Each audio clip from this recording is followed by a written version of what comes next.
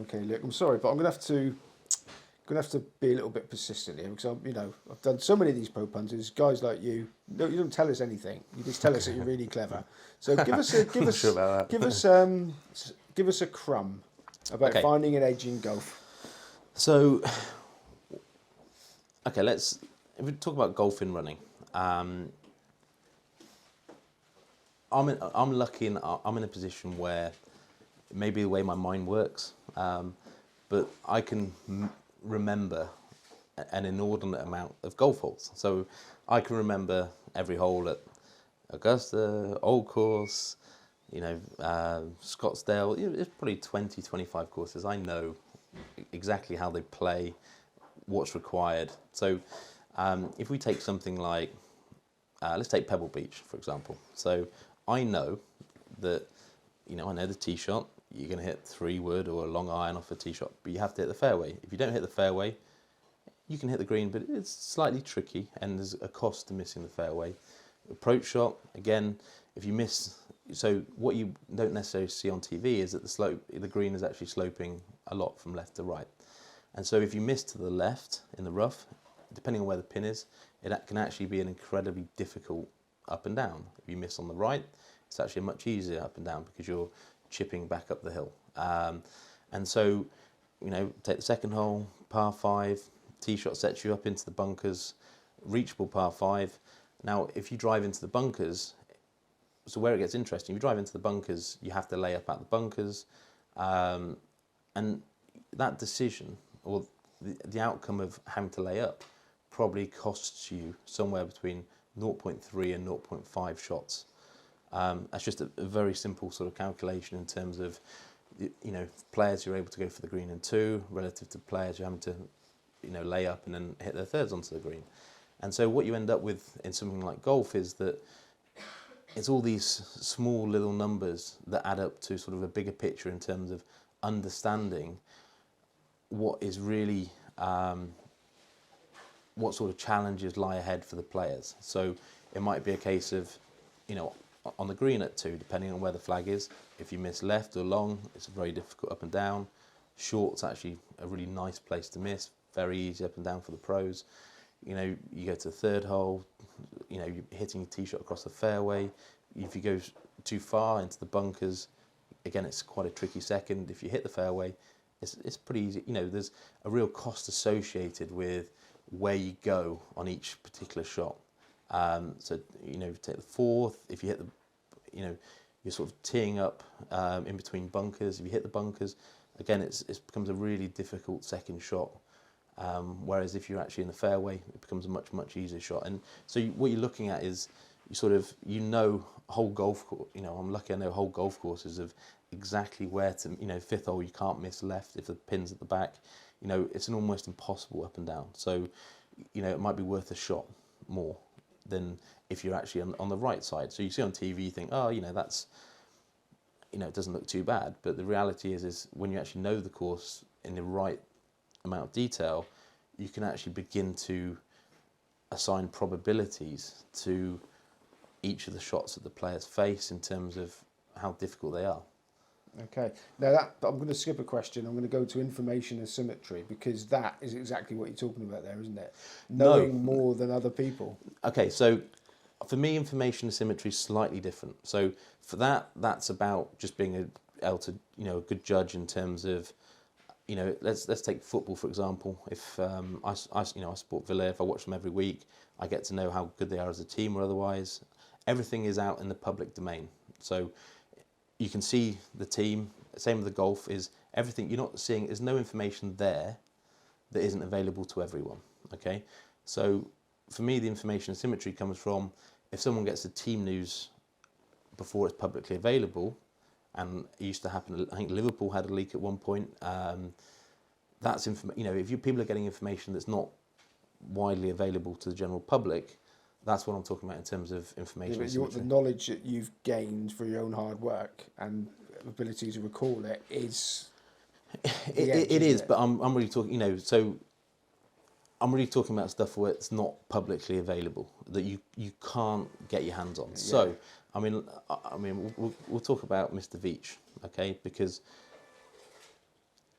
there is that elephant in the room when it comes to horse racing, and there's this aspect I don't think I'll ever understand where people landing, and I know I've seen your tweets which would suggest you disagree with the point I'm about to make, but is that gambles are, landing a touch or landing a gamble is a good thing. I've got a very good friend who is like, oh yeah, the bookie's taking a pasting, and the problem I have with it is to land a gamble, very often, if it's the horse's first race and that it's flying at home and there's no publicly available information, that's fine. You buy a horse, you get that right to know how it's performing at home. Okay, what isn't right, in my opinion, is if you've had horses being, oh, let's just run this one out round the back. Let's make sure we get the handicap mark to something appropriate, and all the knock-on consequences of that. So in that race, there'll be backers and layers on Betfair and people, other punters who have been potentially affected by the way that horse has been run, and it was probably happened 2 or 3 times in terms of getting the mark to where they want it, and it's happened in the actual race itself where Patrick was talking about 100 to 1 shots, and that was only at second run though, wasn't it? Exponential. Okay, but I don't mind that in the same respect. But you see a ton of gambles where horses have suddenly improved 20 pounds out of the handicap, and you're there going, okay. The reality is with that, and where I hate it, is that you're glorifying cheating, right? Is those horses aren't being run on their merits, and the people who really pay are those who don't have the knowledge or don't have access to the information, and they get completely screwed over. There's bets that they're placing that have no chance of winning, or the chances of them winning are very different to what they should be. So that's where I get a little bit I find it incredible that horse racing puts these people like Barney Curleys on the pedestal that they do for effectively cheating within the game. Yeah, I think Patrick agreed with you, didn't he? Though. Well, he's changed his mind a little bit over the years. I think it's fine when I always talk in the threads about your sort of moral compass and stuff. It's fine when you're doing it, but when you're not doing it anymore, you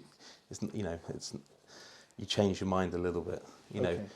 What I can respect about Barney Curley is how he pulls off the coup, and unbelievable stories in terms of how you pull it off. But the bottom line is it's still cheating, and you're cheating the general public.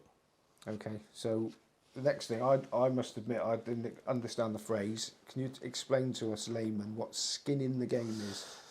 Okay, so very simply is, we can be sat in the pub having a conversation about a sport, and you'll have your opinion, I'll have my opinion. And there's often a very simple way to sort of settle the difference of opinions, is we can have a bet, all right? We can have skin in the game.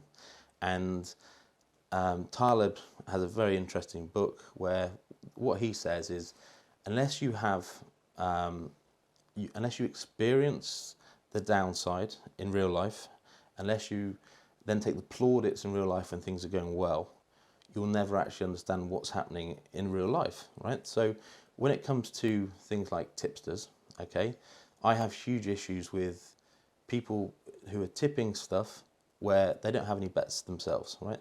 They have no skin in the game, right? I think morally, if you're not willing to put money on something that you're telling other people to bet on, it opens up a pretty significant can of worms. I find morally it just doesn't sit well with me. There's a sort of couple of other aspects to it. One is, you get tips that goes, oh, I've made 300 points this year. Oh, I lost 200 last year and I made 300 this year. And, and it ends up being some fantasy land of numbers that, tend to be created to suit their ego. And,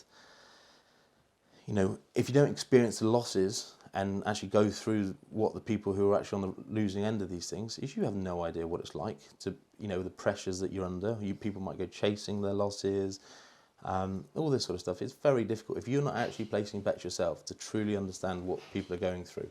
And the same applies with, you may well be told how difficult it is to get bets on. You may be told it's difficult to get the prices. You'd be told it's difficult to keep bookmakers and bookmaker accounts open.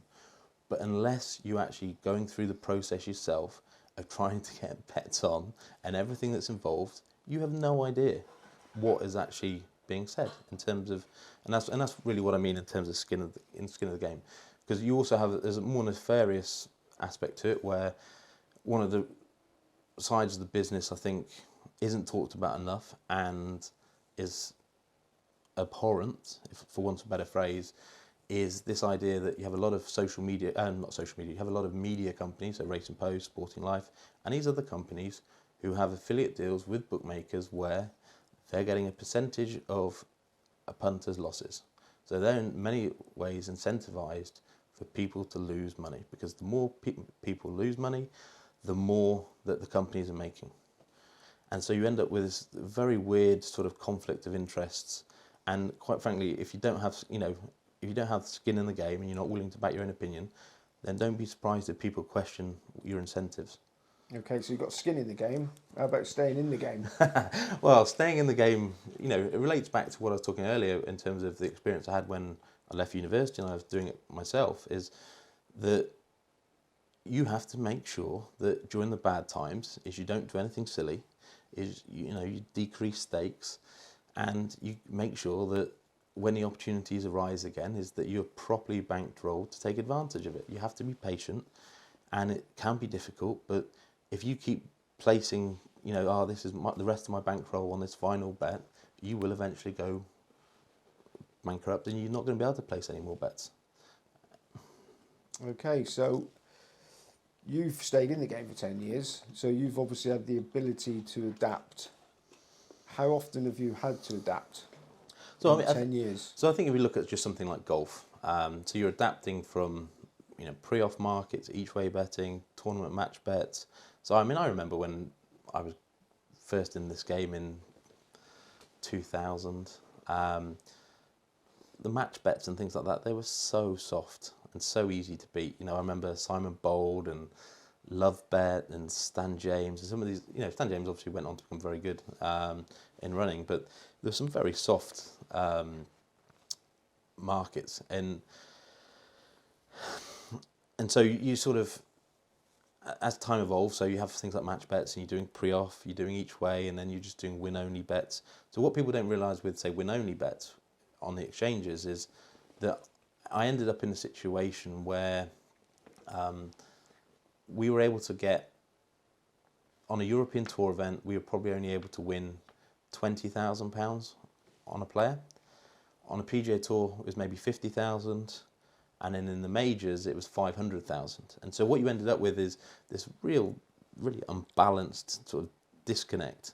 And it got to a stage where, every year was either made or broken by how good, the majors were. And you don't really want that. You want it to be a lot more balanced. And so, if the liquidity is not there in those events, then you have to think about what else you're going to do. And so you're then adapting from win only, and then you're adapting to in running, then you're adapting to not just in running, you're sending people to events, and then in a situation now where, again, adapting again because IMG have got this great feed where you know what's happening at any time and you're not having to send people to events. So you're constantly sort of adapting along the way to sort of stay in the game.